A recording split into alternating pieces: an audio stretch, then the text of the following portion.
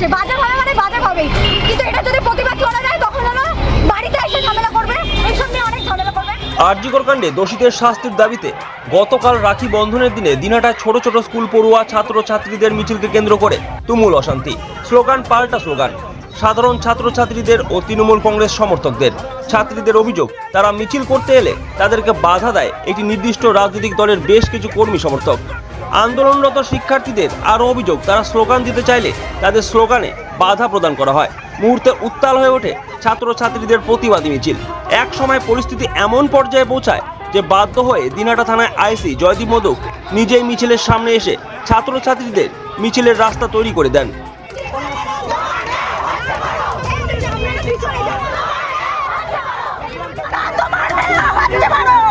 দিদি কি হয়েছে বলবেন একটু? আরজিকর মেডিকেলে যে তিলোত্তমাকে ধর্ষণ করে মারা হয়েছে, সেই খুনি ধর্ষণকারীদের আমরা অবিলম্বে শাস্তি চাই। আর নয় অভয়া, আর নয়। দেখা গেল আজকে এখানে স্লোগান দিতে একটা বাধা প্রদান দেখা গেল। হ্যাঁ, বাধা প্রদান দিচ্ছে তো, শাসক দল এই বাধা প্রদান করছে আমাদের। কেন? কি সেটা তারাই জানে ভালো করে, কেন বাধা প্রদান করতেছে। কি বলছে তারা? তারা আমাদের মিছিল লিস্টটাতে আমাদের বাধা দিচ্ছে। কি নাম আপনার? আমার নাম জোসনা খাতুন। আপনি কি স্লোগান দিয়েছিলেন? আমি স্লোগান দিয়েছিলাম যে কন্যাশ্রী দিয়ে কি হবে, কন্যা যদি নাই হবে। আচ্ছা, এই আপনি স্লোগানে কি আমার ভুল আছে কোনো? আপনি কি কোনো রাজনৈতিক সংগঠন থেকে মিছিল দিচ্ছেন? না, আমি একটা প্রতিবাদী মেয়ের হয়ে প্রতিবাদ করছি, তার জন্য আসছি এখানে। এটা কোনো রাজনৈতিক মিছিল নয়। এটাই হচ্ছে মেইন কথা, যে এটা কোনো রাজনৈতিক মিছিল না, সেটা কেউ বুঝতেই পারছে না। সবাই ভাবছে এটা রাজনৈতিক, আর এই ব্যাপারটার সাথে রাজনীতিকে জড়ানো হচ্ছে। তোমরা এখন কি করবে তাহলে?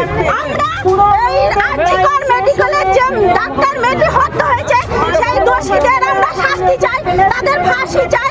আর আমরা আর কোনো অভয়া, আর কোনো নির্ভয়া, আর কোনো তিলোত্তমার জন্ম দিতে চাই না এই বাংলায়। তাই আমরা তাদের ফাঁসি চাই, শাস্তি চাই। আমরা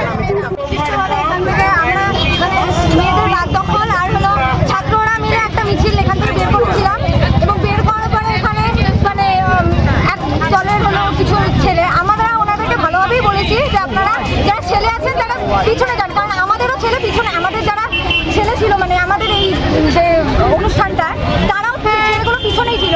কিন্তু ওনারা কিছুতেই কথা শুনছেন না। ওনাদের মধ্যে একজন ছিল মানে আমাদের দিনহাটার একজন ভালো মানে ব্যক্তি, উনি বলেছেন এক দলের, উনি বলেছেন যে তোমরা যাও, কোনো অসুবিধা হবে না, ওনাদের ছেলেগুলোকে আমি পিছনে পাঠিয়ে দিচ্ছি। কিন্তু ছেলেগুলো পিছনে যাচ্ছে না, বারবার হলো ওখানেই আসছে, আর ওখানে মানে ওনারা ইয়ে করছে। মেয়েদের যে একটা রাত দখল, এটা এই অনুষ্ঠানটার নাম ছিল মেয়েদের রাত দখল, সাথে হলো ছাত্র। মেয়েরা সত্যি মেয়েরা সেফ নই, এটা হচ্ছে মেইন কথা। মিছিলে বেরোয়, এবং আমি বলতেছি ওখানে ওই যে যেই ছেলেগুলো ছিল ওখানে, তার মধ্যে একজন ওই মানে ওই যে ইয়াতে ওখানে একজন ছেলে আমাকে বাজেভাবে টোন কাটছে, বাজে হবে মানে বাজে হবেই। কিন্তু এটা যদি প্রতিবাদ করা যায় তখন হলো বাড়িতে এসে ঝামেলা করবে, এইসব নিয়ে অনেক ঝামেলা করবে। ওনাদেরকে ভালোভাবেই বলা হয়েছিল ওনারা যাক, ওনারা ছেলেগুলো পিছনে যান, মেয়েরা আমরা সামনে থাকি, আমরা আমাদের স্লোগানটা দিই। ওনারা যদি আমাদেরকে সাপোর্ট করতে, ওনার ছেলেরা তো পিছনেই থাকতে পারে। আর আরেকজন বললেন যে মানে মহিলা পুলিশ সামনে থাকবে আর কোনো ছেলেরা সামনে থাকবে না।